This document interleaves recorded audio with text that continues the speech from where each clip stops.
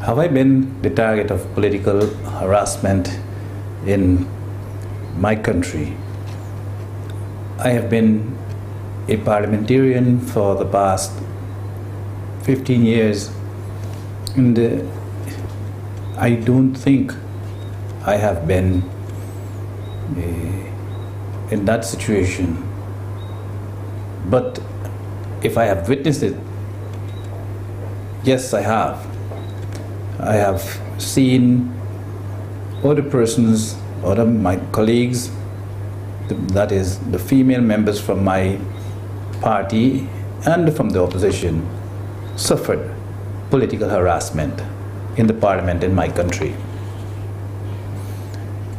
With what we can do to address that, I think that the solution to avoid political harassment lies in education. First of all, as parliamentarians, we need to educate ourselves of what is expected of us as parliamentarians. Educate ourselves not only in terms of our comportment, but also in terms of what we expect to do in Parliament. That is, we need to know what is our role, the procedures, the rules and regulations, and what is expected of us, so that we can not only respect ourselves, but we can respect others. Education goes to beyond that of the parliamentarian. I would want, for instance, the general public to be aware of the situations that takes place in Parliament. And one such way of doing so is to reinforce the establishment and the functioning of youth parliament.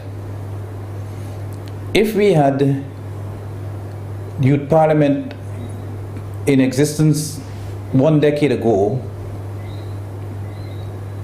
probably a lot of those parliamentarians that are now in parliament would have gone through all the regulations and all they need to know, the manner in which they behave.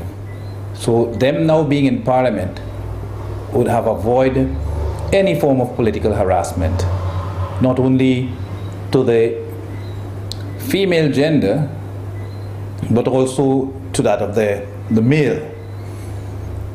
And if we should continue doing so, in not too distant future, political harassment, especially gender-based, would be something of the past. And this is one of the recommendations I would make to the different governments across the Americas, to let the youth parliament be an ongoing institution, well established, seriously taken by the nation, supported by the government of the day, so that not only would we have a more responsible generation in Parliament, but they would also be much more informed, and as a result, we will have a better society to live in.